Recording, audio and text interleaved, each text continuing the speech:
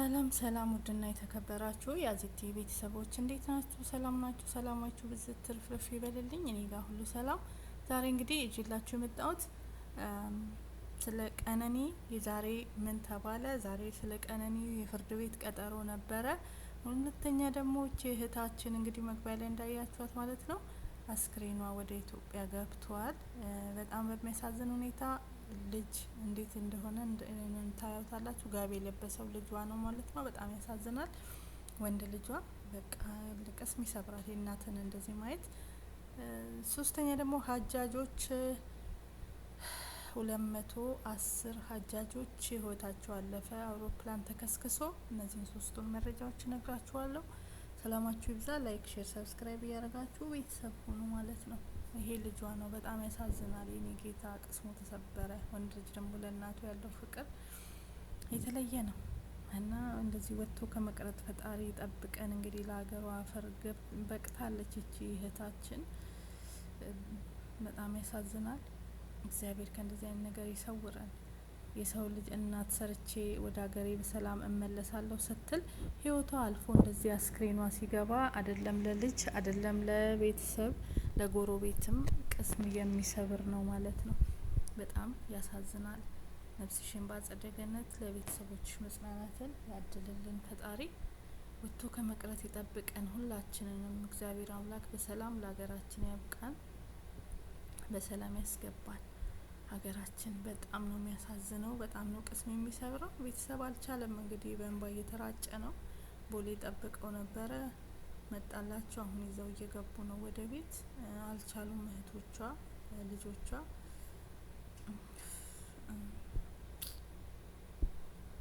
ቅስም ይሰብራል። በእናታችሁ እንደዚህ አይነት ከእንደዚህ አይነት አደጋ ፈጣሪ ይሰውረን፣ ሁላችንን የሚጠብቀን መድኃኔዓለም ነው ምለው። የእውነት ያማል ከሚባለው በላይ ማለት ነው።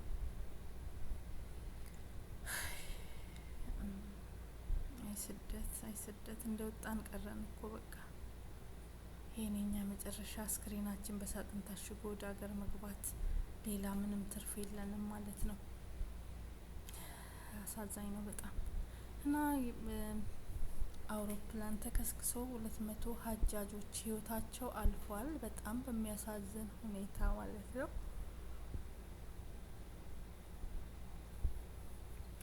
210 ሀጃጆች እንግዲህ ወደ ሳውዲ አረቢያ ወደ መካ እየሄዱ ህይወታቸው አልፏል። ፈጣሪ ነፍሳቸውን በአጸደ ገነት ያድርገው፣ የጀነት ያድርጋቸው። ጥሩ ቦታ መልካም ቦታ እየሄዱ ነው ያረፉት። ለቤተሰቦቻቸውም ፈጣሪ መጽናናትን ያድልልን። ከእንደዚህ አይነት ነገር ፈጣሪ ይሰውረን። ያማል፣ ቅስም ይሰብራል። በጣም ያልታሰበ አሟሟት ነው። ድንገተኛ አሟሟት በጣም ነው የሚከብደው። 210 ሀጃጆች እንግዲህ በጣም ነው የሚያሳዝነው። የዛሬ አመት ትዝ የሚሏችሁ ከሆነ በሙቀት የተነሳ የአረፋ እለት እዛ የሀጅ እዛው በቦታው በመካ ላይ ማለት ነው። እኔም ዘግቤላችሁ ነበረ።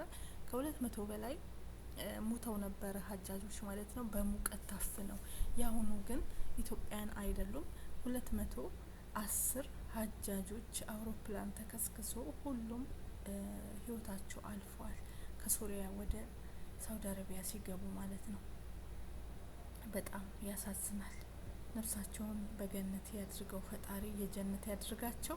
መልካም ነገር እያደረጉ መሞት ጥሩ ነው። ሰው ሁሉም ሰው በአንድም በሌላም ይሞታል። የነዚህ እንደውም በጣም ጥሩ ነው። ሰዎች ወደ ሀጅ ሲሄዱ ወደ ገዳም ሲሄዱ ህይወታቸው ቢያልፍ ፈጣሪ የጀነት ነው የሚያደርጋቸው። ለምንድን ነው? የገነት ሰዎች ናቸው እነዚህ። ምክንያቱም ወደ ፈጣሪ ወደ መልካም ቦታ እየሄዱ ነው። ንስሐ ገብተው ጥሩ ነገር እያደረጉ የሚሄዱ ናቸው። ሁሉን ነገር ቶባ ብለው ማለት ነው፣ ይቅር በለኝ ብለው ፈጣሪ ከደረጉት ነገር ሁሉ ወደዛ እየሄዱ መሞት አለም ነው። በድንገት መቅረትም ስላለ ማለት ነው። እና ነፍሳቸውን በሰላም ትረፍ። የሁሉም በጣም ያሳዝናል። ለቤተሰቦቻቸው መጽናናትን ያድልልን። እንግዲህ የዚች እህታችንም ነገር በጣም በሚያሳዝን ሁኔታ ባልታወቀ ነገር እንግዲህ ያው ግፊት አለባት ምናምን የተባለው፣ ልቧን ያማታል የተባለው፣ ህይወቷ አልፎ አስክሬኗ በደም ተጨማልቆ የተገኘ። ዛሬ ላይ ግን ትላንትና ገብታለች ማለት ነው። ኢትዮጵያን ተባብረው አስክሬኗን ቶሎ ወደ ሀገር አስገብተውታል። እግዚአብሔር ይመስገን። ነፍሷን ባጸደ ገነት አለን ማለት እኮ አንችልም። በስመ አብ በቃ እቺ ያችን የመሰለች ናት። ላይቭ ላይ እንደ ትላንትና ኑራ ማታ ላይ እንግዲህ ጠዋት ላይ መሞቷን የተሰማ ማለት ነው። እንደዚህም አለ አሟሟት ማለት ነው። እና ፈጣሪ ይሰውራል ከሁሉም ነገር ማለት ነው።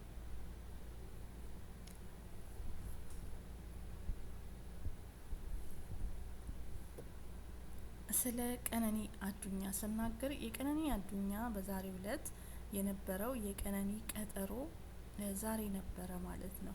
ቀነኒ እንግዲህ ዛሬ የችሎት ቀኗ ነበረ። አሁንም አቃቢ ሕጉ በጠየቀው መሰረት ለሁለተኛ አሁንም ደግሞ ለስንተኛ ጊዜ ነው? ለ8 ነው ለ9ኛ ጊዜ እንግዲህ 3 ወር ሞልቷታለች እህታችን። ከሞተች 3 ወር ሙሉ ምንም አይነት መልስ የሌለው ነገር ነበረ። አሁን ላይ ግን ከ3 ወር በኋላ ላይ እንግዲህም ደግሞ ዛሬም ቀጠሮ ተብሏል ማለት ነው።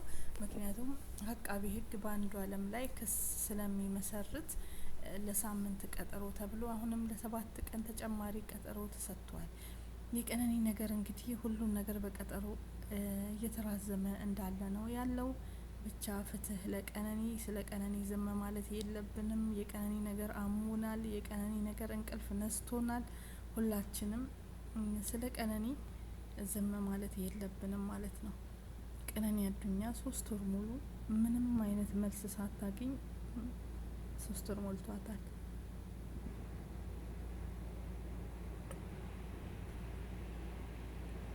ይሁን እንጂ 3 ወር ቢሞላትም ለቤተሰቦቿ 3 ቀን እንደሆነ ነው። ዛሬም አይረሷትም ማለት ነው።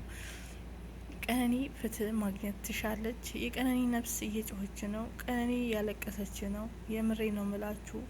ቀነኒ እያነባች ነው በመቃብር ውስጡና ፍትህ ስላጣች።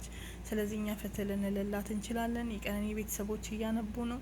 እስከ መቼ ድረስ ነው እንደዚህ ቀጠሮ እየተደረገ የእሷ ነገር እንደዚህ በዚህ የሚራዘሙ? አሁን ደግሞ ምንድን ነው ምርመራው ከቀረበ በኋላ ለዛሬ ነበረ። የዛሬ እንግዲህ ውሳኔ ወይ በሱ ይለቀቃል የሚባለው ነበረ። አሁን ላይ ግን የተባለው አቃቢ ሕጉ ጥያቄ ባቀረበው መሰረት ለሳምንት እንዲደረግለት ክስ መሰረታለውና ለሳምንት ተብሎ ደግሞ ለሳምንት ተደርጓል። እንግዲህ ዛሬ ሳምንት ደግሞ በአንዱ አለም ላይ ክስ ይመሰረታል ማለት ነው። አሁን ክስም አልተመሰረተም። ቀጠሮ ለሳምንት ነው እየሰጠ ማለት ነው። ብቻ ሁሉ ነገር በቀጠሮ ሆኗል። ፈጣሪ ያውቃል፣ ግን ያማል።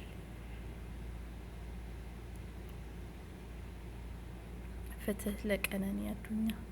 ፍትህ ለሞዴል ቀነኒ።